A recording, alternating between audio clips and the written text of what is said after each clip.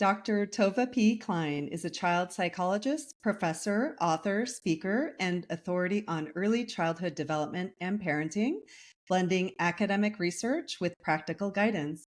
She serves as director of the Barnard College Center for Toddler Development and as a psychology professor at Barnard College, Columbia University. A sought-after consultant and speaker, she frequently collaborates with media and organizations to advocate for the well-being of families worldwide. Her latest book, Raising Resilience: How to Help Our Children Thrive in Times of Uncertainty, offers practical strategies for raising adaptable children. Thank you so much for being here. It's an honor. Thank you for having me. I'm excited for our talk today. So I want to jump right in and ask you something about your book, which you talk about in Raising Resilience. So you reference the pandemic quite a bit as a source of trauma for families. You also reference pre-pandemic social changes like reliance on technology, for example, and the influence of social media, which is also in line with the decline of mental health data in our youth. So, could you elaborate on how you saw technology affecting mental health before, during, and after the pandemic? It's kind of a big question. Yeah, it's a huge question. So, I really thought of when I was thinking of writing this book, what I was thinking about before the pandemic was writing a book on uncertainty, which this book is framed around this idea of resilience because every parent across ages of children is looking for how do I raise a child who can handle life, whatever life gives them. And we don't know what life is going to give them. And there's always uncertainty. And so I really think of it as the stress of the pandemic, for some people traumatic, for some people, for everybody stressful, let's face it, no matter where you were in the world. Um, and technology obviously took a big shift in the pandemic, but it was already here and growing before. Yeah. And I think one of the things that does is really gets us to question, well, what's different for children? And is that bad? Is that good? Is that neutral? And, I would say there's a number of changes I was seeing even before the pandemic. Part of it is concern that, particularly for younger children, but children across ages, when they're on devices, they're sitting and they're stable and they're not moving those bodies. And we know that physical movement is so important for learning. And at young age is very important, and children do it naturally. So I saw we were noticing more like less ability to know where their body was in space, to climb, just to do movements that we had seen before. And I think it's not just technology, but that was a big sort of leap. And that's true across ages, right? So when you're on a device, any of us adults included, we're not physically coordinating our bodies. So that is a concern, but also that children had access to very kind of in their face, fast moving, flashing, changing information. And it did make me wonder what that was doing to the whole process of learning, because children, particularly younger children, but children learn, I say, in the three dimensions, right? So it's touching, it's seeing, it's hearing, it's coordinating all of that in real time. And on a device, it's very much one dimensional, even if it's exciting. Yeah. So that sounds like many of these things are probably more early childhood concerns, right? The things that you're bringing up, or would you say for all children? I would say for all children, Yeah. we tend to come down hard on parents, probably too hard of younger children, which really isn't fair because the data would suggest that being on a device for long hours is not good for 8-year-olds or for Yeah. 14-year-olds, but we're very harsh around parents of young children. Like, why are you giving them the phone? I say, yeah, but parents of older children are doing it too. Yeah. Part of that is because that we know that play is so essential to children's learning. Hmm. And particularly for, I would say, the under 8 crowd, the 0 to 8, um, that ability to move through the world, touching, figuring it out matters. It matters actually for much older children too, but we tend to discount it.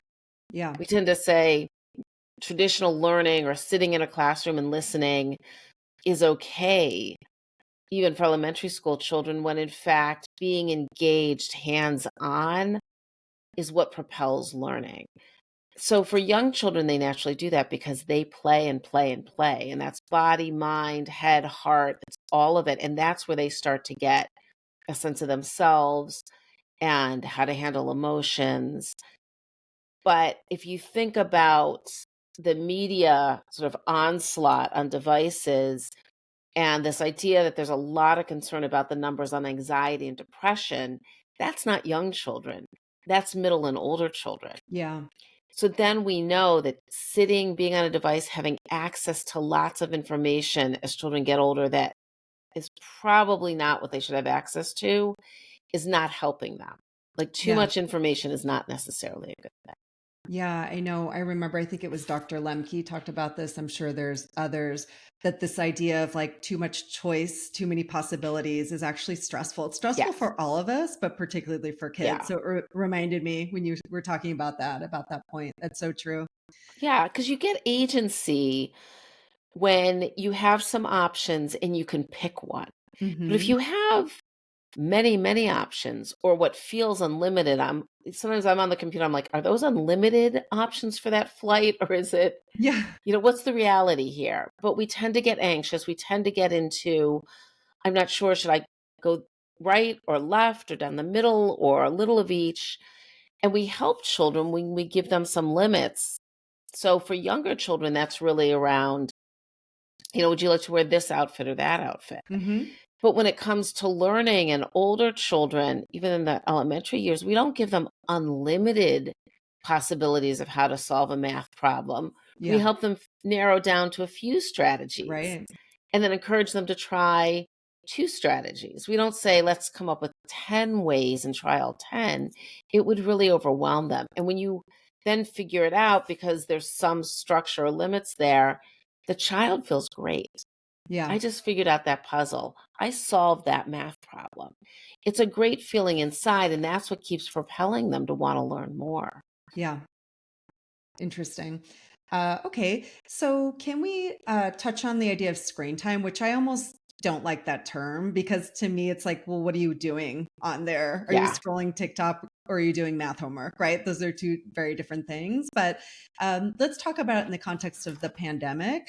So, according to a recent study published in JAMA Pediatrics, screen time among children has gone up 52% globally since the pandemic. So that's connecting to a lot of the ideas that you were talking about, less movement, things like that, right? Because a good portion of their time is going towards that. So aside from the physical effects, which you've mentioned already, what effect do you think this has had on kids' mental health? You've touched on a little bit of this hmm already. Yeah, I think that the thing that we have to remember about screen time, and we tend to get better over time, which is one is it was a gift. Like, thank goodness Yeah. screens existed when shutdowns happened and parents were working from home, children were online for school, and there might have been a younger child without childcare or a caregiver coming over who normally would watch them. These were a gift, and I think we have to remember that. But they were also a gift in another way, which is that they connected children to their classmates, children to their teachers, grandparents. Hmm. Right. I mean, I heard so many stories. I did a study of over 100 parents who had at least one child under the age of 8. They might have had older children too. And over, we heard stories of like a 4-year-old who was playing Connect Four with a grandparent and became a habit that they continued Yeah. after things started to open because it was hard still to see that grandparent. Story time that, grandparents or an aunt and uncle were doing. So I think we want to remember that screen time isn't necessarily evil. It's Yeah. just what you said, it's what we're doing with it. So parents of young children will often say to me, but she has a call or he has a call with his grandfather that's like bedtime story and it's FaceTime. I say, that's beautiful. Does it Yeah. work for your child? That's beautiful, right? But when we're using screens as an all around babysitter, that's where I get concerned. Yeah. There's there's concerns about eyesight. You'd have to talk to, like, an optometrist about that. But, about the eyes, for any of us, let's face it, being on Zoom and on different platforms. Um, so that's one. But the big concern for young children really has to do with emotions and emotion regulation, Mhm. because that's both a brain process in a rapidly changing brain in a young child. I always tell parents, here's the good news.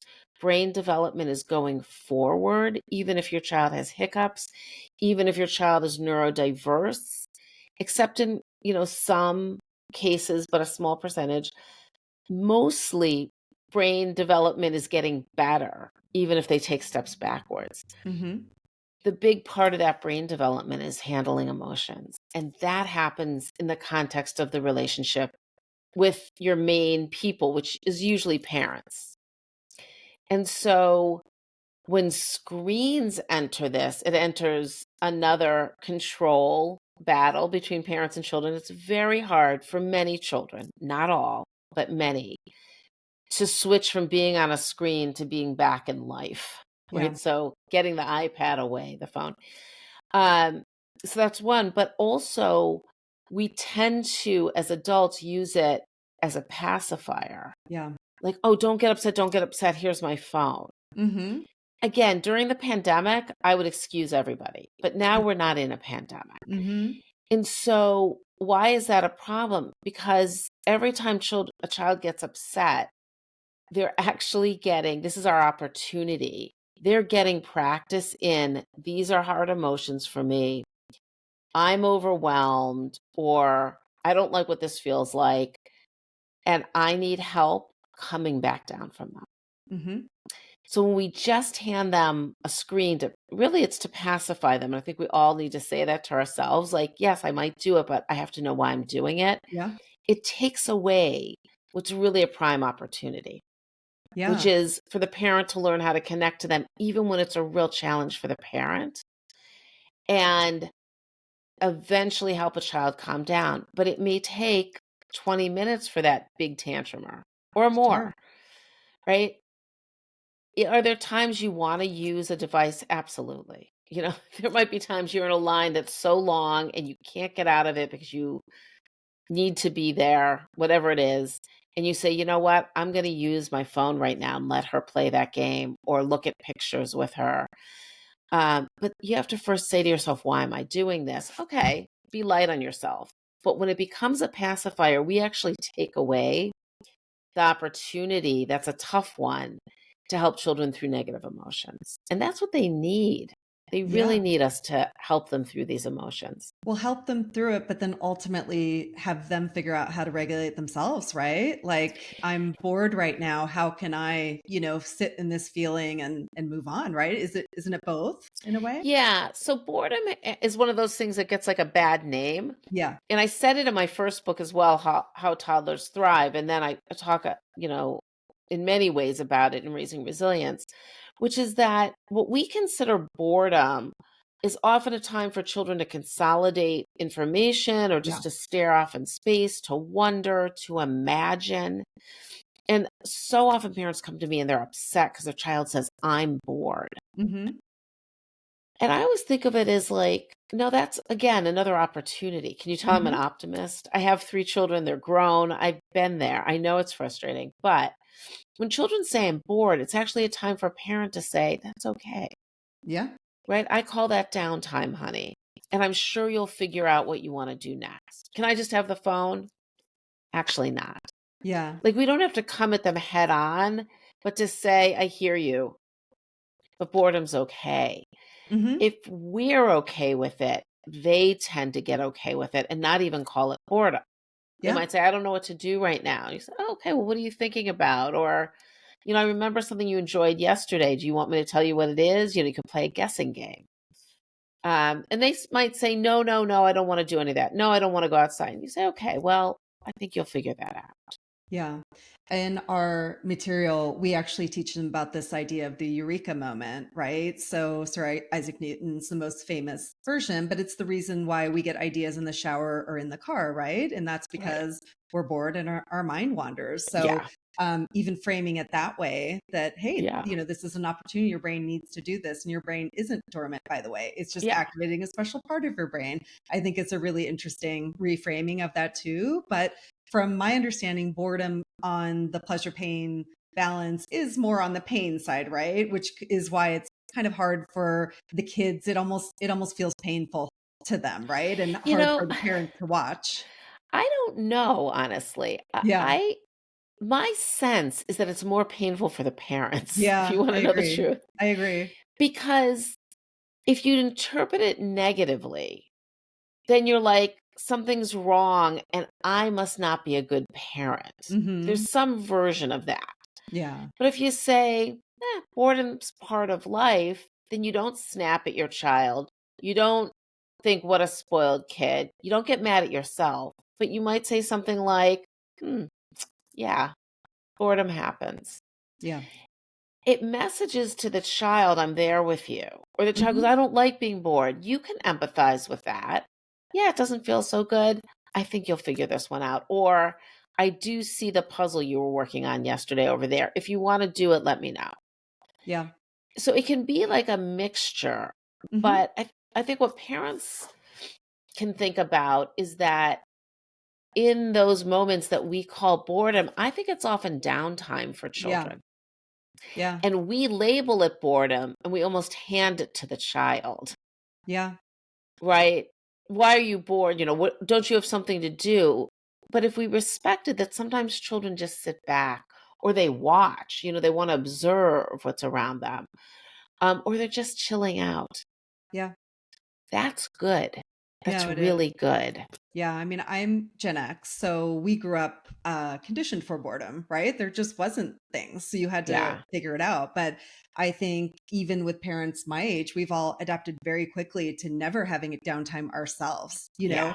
It's How true. many people do you see in a waiting room just sitting there or reading a book or none? So Right. it's really a societal thing. Very But much. I think you're absolutely right. The kids are actually um, they're naturally adapted to do it, right? We just have to let them sit in it a little while and they will Yeah. figure it out. And I think you're absolutely right that it is harder for the parents than It's we think it very is on the hard kids. because we're all as sticky with our devices, myself included, as anybody else. Yeah. And one of the things that parents can do is say to themselves every time they pull out their phone, and then it becomes habit, why am I doing this? If their children are around, Yeah. why am I taking this out? Yeah. So one of the things that I notice with young children is the child starts playing or, gets engaged in some ways.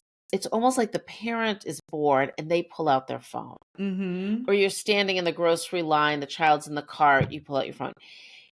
If as an adult we can say to ourselves, why am I pulling this out? And remembering something that's so important, which is that parent is the biggest role model the child has. And they Yeah. are just absorbing like a sponge.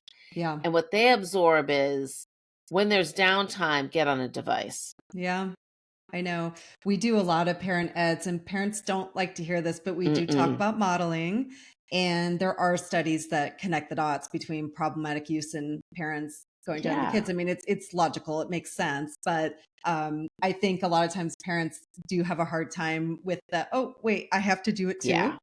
Yeah. I have to It's find. on us, like everything's on us, not to put pressure on parents. I've Yeah, always tried to do the opposite, but to say the better we know ourselves. I mean, you read my book, Raising Resilience. I have yeah, so much on like, here are some questions to ask yourself. Here are some reflective questions. When it comes to technology, those questions are literally in the moment, why am I doing this? Like, do I really need to answer this email right now? yeah, Could I take some of the notifications off my phone? yep, Because that's less distracting. But when we keep showing our children distraction, they absorb it and they go, oh, the norm is distraction. yeah, The norm is not connection. It's broken connection, reconnecting, but like all day long. That doesn't feel so good to a young child. yeah. Um, Okay, I want to ask you about kind of parenting sentiment in general, and then I'd love to come back to your book too. So let's do the parenting sentiment. I love your thoughts on this. So, two-thirds of parents are saying that parenting is harder today than it was 20 years ago. Many do cite technology, so social media, smartphones, as a reason. And then in August of 2024, so very recently, the Surgeon General's latest advisory stated that parental stress is a significant public health issue. So, what do you think has changed in recent years that makes parenting so hard? Yeah. So I'm of two minds on this. As a psychologist and somebody who works deeply with parents and who's raised children myself, I do think there's a recognition of the stress of parenting in a way that it wasn't before. Yeah, We also live in a society, at least in the US, where we don't support parents very well. yeah. So we don't have childcare readily available. We don't have sick day, safety nets when Uh-huh. children are sick and a parent needs to stay home. Um, some parents don't have access to good healthcare, right? So we have all of these pieces where parents have a baby and often need to go back to work pretty quickly. I mean, I'm at a women's college that I love that only recently addressed parental leave Yeah. for moms or dads. Not for faculty had it, but if you were non-faculty, no matter what your position was, you did not. Like that's crazy and a great women's college. So there are a lot of stresses around being a parent. I think the pandemic put everybody over an edge and at least highlighted being a parent is hard. I'm going to say something that not everyone will agree with. I'm not sure how much harder it is than 20 years ago. Because my experience being in the field for over 30 years is that every group of parents thinks parenting is harder than it was 5 years ago, 10 years ago, because all we know is what we know. Mm-hmm. We're in an onslaught of like, we were in a pandemic, then we're post pandemic, although still in like a weird world of uncertainty with health. Yeah. And there's technology. And technology is new to us, to most parents, not all, some are grown up with it. And so there's like a divide, particularly if you have older children. Like I didn't grow up doing this all the time, but my child goes to school, they get homework on it, then they want to play games on it, they want to socialize on it. So I think some of it is actually a generation gap. Mm-hmm. Yeah. And I think the most important message to parents is that we need community and people are really coming together and finding it. And as much as I urge people to do things in person, it's not always possible. And the screens and computers are actually a way that parents have found community in Mm-hmm. the pandemic and after. Yeah. Yeah. So, is being a parent harder? It's hard. And I think what we need is to say, okay, what can we embrace that's supportive and find it? Is it at my child's school that I find community? Is it in my neighborhood? I live in an apartment building that's incredibly communal. We call it the village. Mm-hmm. And somebody, does something for someone else or says, oh, you need a dresser. I've got a dresser that I'm giving away. I mean, there's just this like exchange of things and help. I'm going to the Yeah. grocery store. Can I get you anything? But I know how lucky I am to live in an apartment building that's like that. It's a big Yeah. building. There's 100 and some apartments here. So my children were raised in the context of like neighbors. Yeah. Um, but my point of this is everybody needs community and being a parent and not having community because you work a lot of hours or you don't feel connected at school is I think where the stress comes in. And then the other thing is that social media has upped I think the pressure parents put on themselves For sure. because it's curated. Mm-hmm. It's either the most beautiful, and I look at it all the time to see, I'm like, what are parents facing? And I go, oh my goodness, Yeah. life isn't like that. Or it's ridiculing children. It's showing them at their worst moments. And I think, Right. well, you don't ridicule children because they're having a Yeah. hard time. So if parents can back off in any way, and it's hard because social media is sticky, Yeah. but to keep their scrolling through parenting stuff to a minimum, Yeah. which is hard, we're bombarded with information. So what I've been saying when I give talks is try to be an old-fashioned parent. Yeah. It's And an old-fashioned parent would get back to what's being undermined for every parent, which is, what do I think is important for my child? What do mhm. I want for my child? It's not about learning, it's about love and connection and like grounding. What are the three things that are important to me? And if I have a partner, me and my partner. We lose sight of that because we're bombarded with so much information that says, here's the only way to be a good parent. And that's just not true. There's lots of ways to show love. So social media is definitely, I think, undermining parental confidence, even when parents have the ability to be decent parents.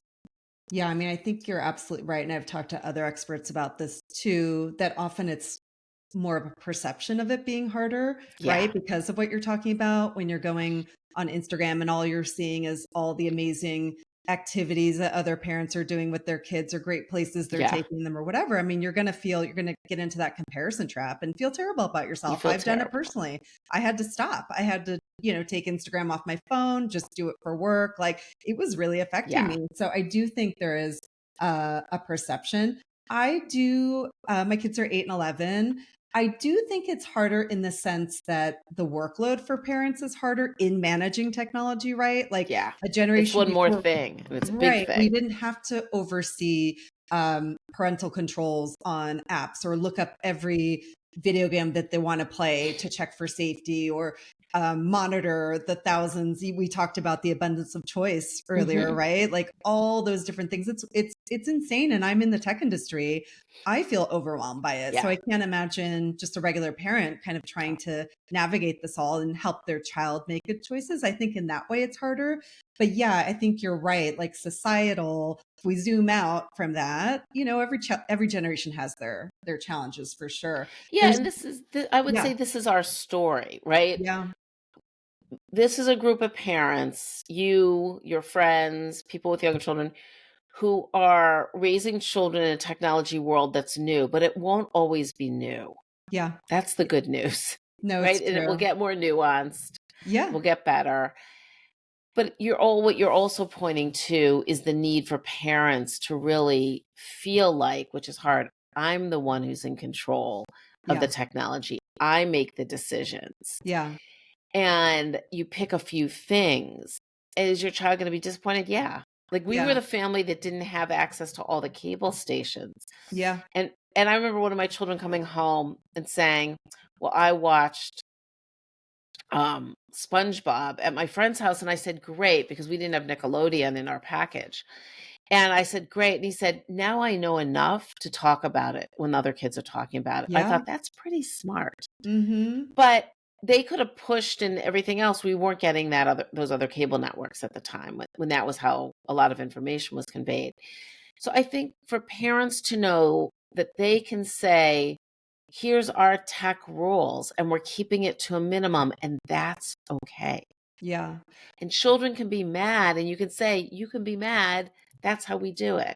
yeah, And now let's go outside and play something, right? It's up to the parents to do that, and it just gets harder and harder. But I do want to get back to like the whole Instagram thing because comparison yeah. is kind of, I want to call it the evil. And I write a bit about this in my book about sort of Mhm. sense of self and when children compare, which children naturally do.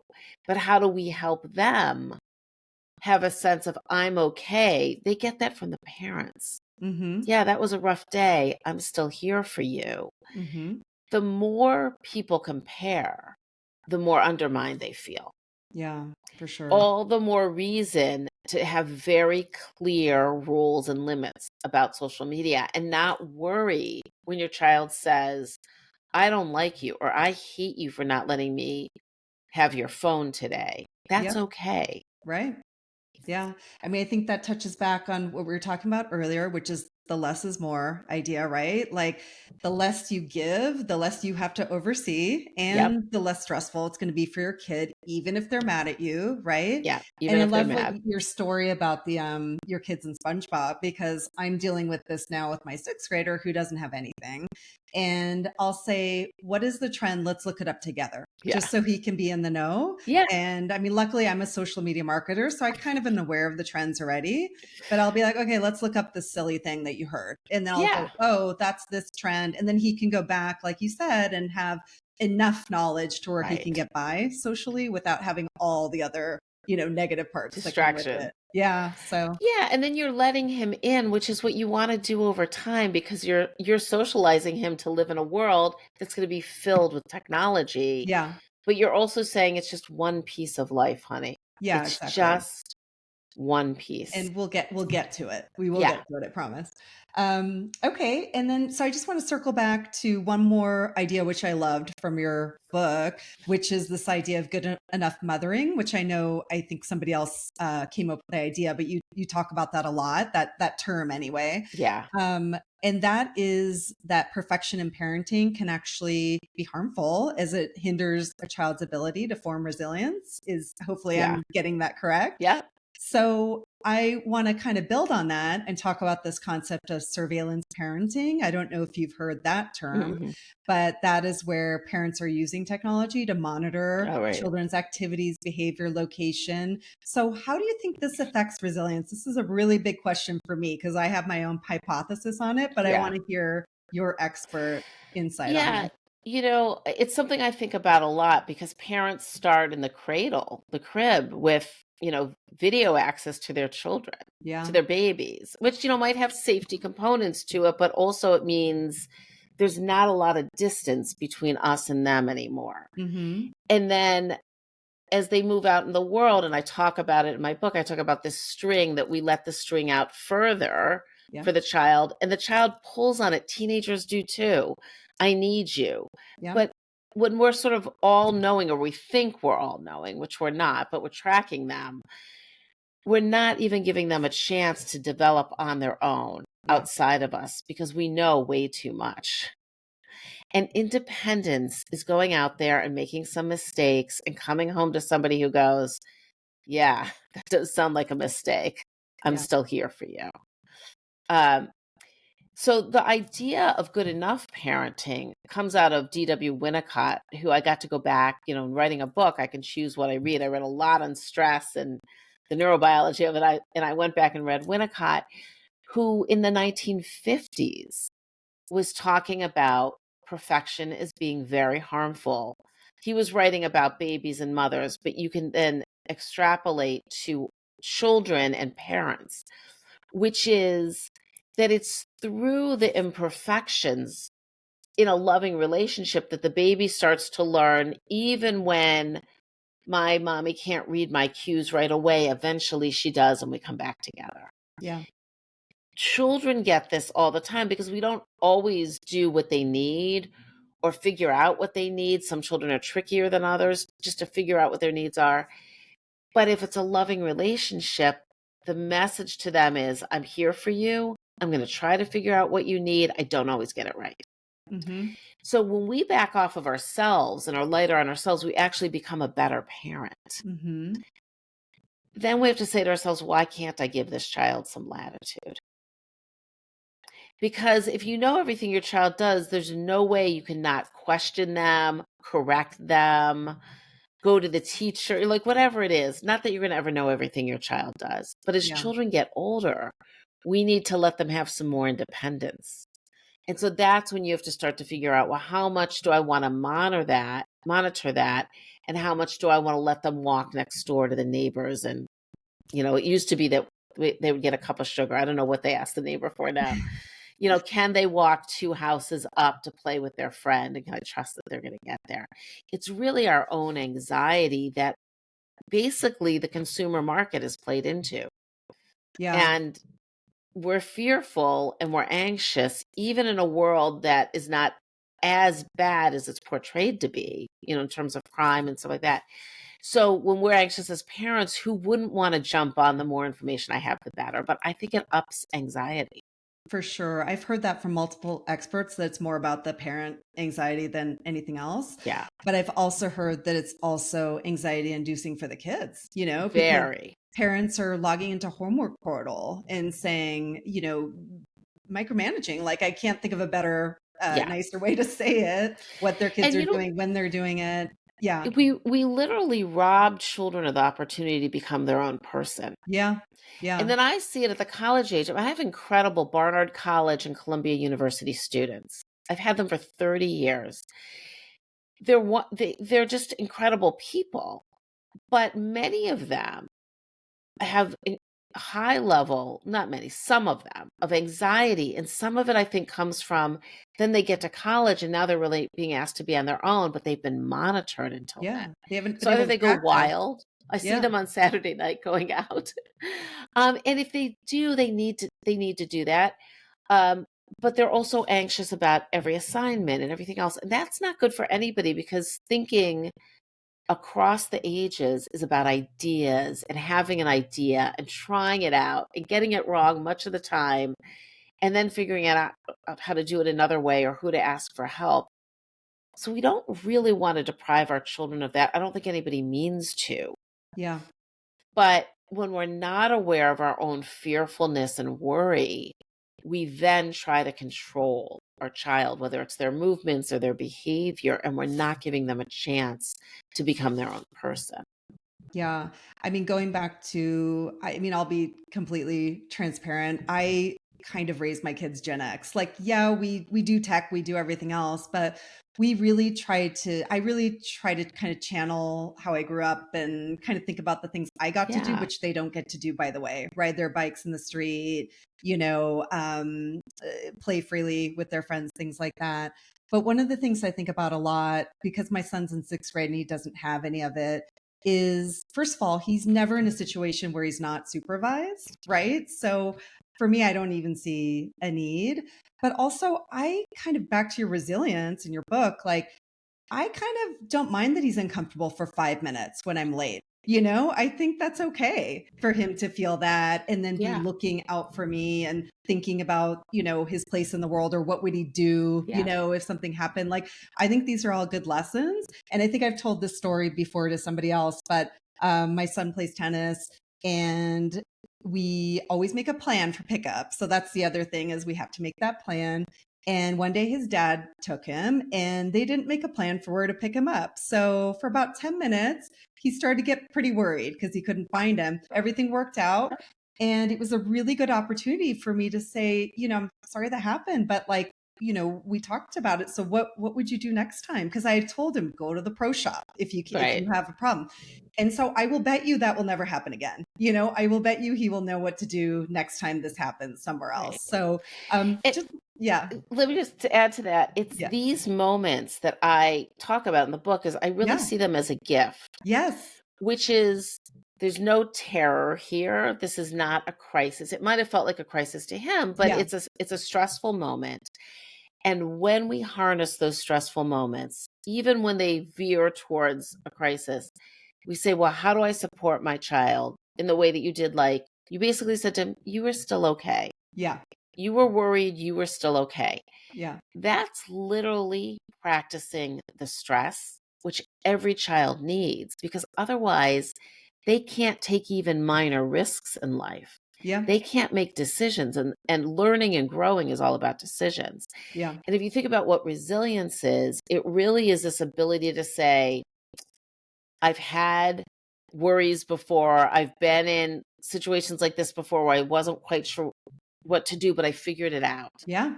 I asked the teacher for help, or I waited and then my friend said, I'll play with you. Like, Yeah. whatever it is, when we don't give them the space to have sort of the mishaps, we don't give them the space to grow resilience, literally. Yeah. Well, thank you. I so appreciate your time. I've taken more of your time than I want to.